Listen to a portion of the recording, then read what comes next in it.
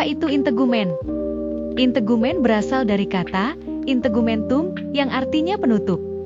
Sistem integumen mengarah pada struktur kulit dan aksesorisnya dan merupakan sistem organ terbesar pada tubuh manusia. Aksesori yang dimaksud yaitu kuku, rambut, dan kelenjar.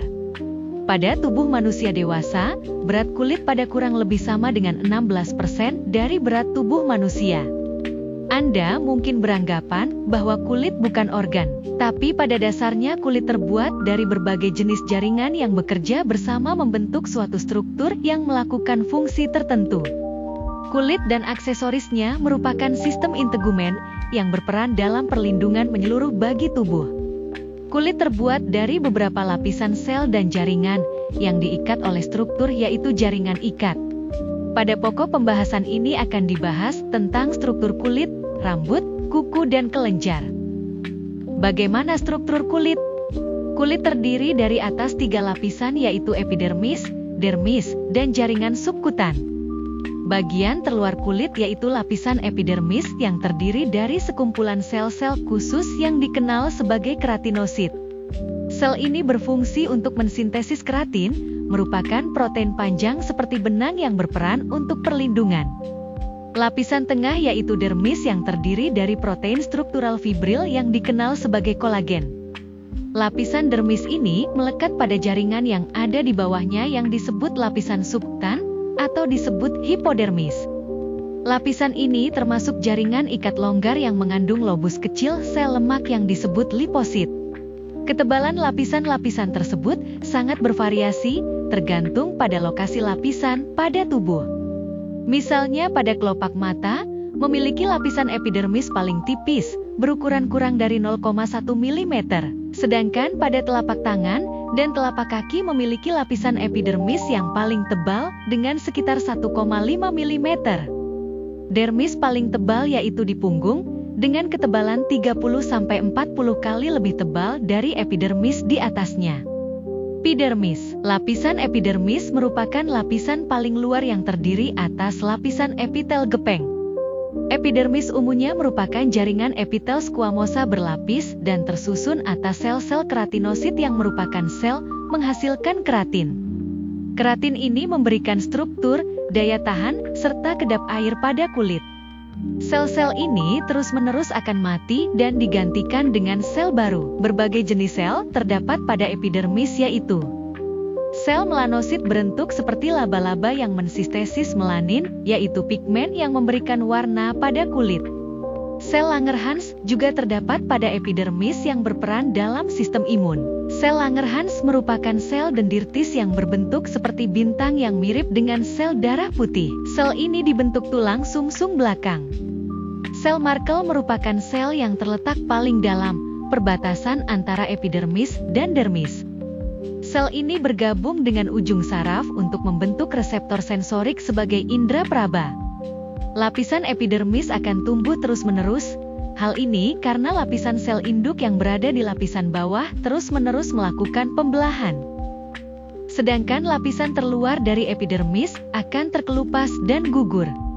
Epidermis biasanya dibagi beberapa lapisan sesuai dengan morfologi keratositosit dan posisinya ketika berdiferensiasi menjadi sel-sel terangsang. Lapisan-lapisan tersebut yaitu stratum germinativum, stratum spinosum, stratum granulosum, stratum lucidium, dan stratum corneum. 1. Stratum germinativum. Lapisan basal, juga dikenal sebagai stratum germinativum, mengandung sel keratinosit berbentuk silindris yang melekat pada membran dasar. Sel-sel basal ini membentuk satu lapisan dan melekat satu sama lain. Ciri-ciri pembeda lain dari sel-sel basal adalah nukleus atau nuklei memanjangnya yang berwarna gelap dan adanya pigmen melanin yang ditransfer dari melanosit yang berdampingan. 2. Stratum spinosum. Stratum spinosum terdiri dari berbagai bentuk, struktur, dan sifat subseluler yang berbeda tergantung pada lokasinya. Sel-sel spinosus pada bagian basal bawah berbentuk polihedral dan memiliki nukleus bulat, sedangkan sel-sel dari lapisan spinosus atas umumnya berukuran lebih besar, menjadi lebih rata karena didorong ke permukaan kulit dan mengandung butiran pipih. 3. Stratum granulosum. Lapisan ini terdiri atas 2-3 lapis sel poligonal yang agak gepeng dengan inti di tengah, dan sitoplasma berisi butiran, granula, keratohialin, atau gabungan keratin dengan hialin. Lapisan ini menghalangi masuknya benda asing, kuman, dan bahan kimia masuk ke dalam tubuh. 4. Stratum lucidium.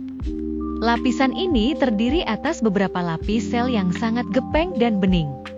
Membran yang membatasi sel-sel tersebut sulit terlihat sehingga lapisannya secara keseluruhan seperti kesatuan yang bening. Lapisan ini ditemukan pada daerah tubuh yang berkulit tebal seperti telapak kaki dan telapak tangan. 5. Straum corneum. Lapisan ini terdiri atas banyak lapisan sel tanduk, gepeng, kering, dan tidak berinti. Sitoplasmanya diisi dengan serat keratin. Makin keluar letak sel makin gepeng seperti sisik lalu terkelupas dari tubuh. Sel yang terkelupas akan digantikan oleh sel lain. Zat tanduk merupakan keratin lunak yang susunan kimianya berada dalam sel-sel keratin keras.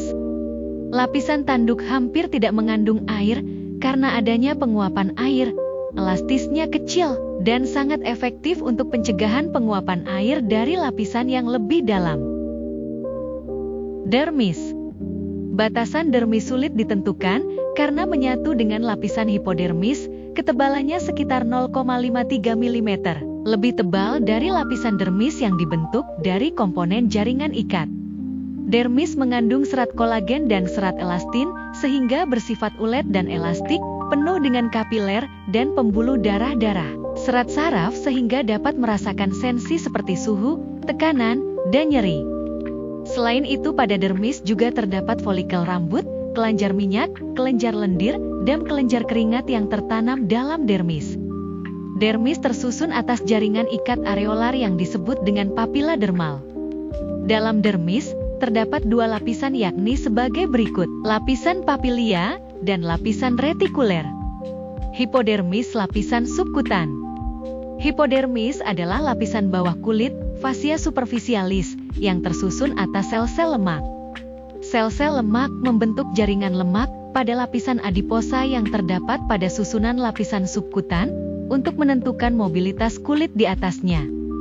Bila terdapat lobulus lemak yang merata, hipodermis membentuk bantal lemak yang disebut paniculus adiposus. Pada daerah perut, lapisan ini dapat mencapai ketebalan 3 cm, sedangkan pada kelopak mata, penis dan skrotum lapisan subkutan tidak mengandung lemak. Fungsi lapisan ini menyimpan energi, menghindari benturan. Struktur kuku. Kuku atau unguis menurut Kamus Kedokteran Dorlan adalah lempengan kulit bertanduk pada permukaan dorsal ujung distal falang terminal jari tangan atau jari kaki, yang tersusun dari kerak-kerak epitel yang memipih dan berkembang dari stratum lucidum kulit. Pengertian kuku pada umumnya adalah bagian tubuh manusia yang bersifat keras, tumbuh di ujung jari dan berfungsi sebagai pelindung. Lempen kuku merupakan bagian keras kuku yang kasat mata.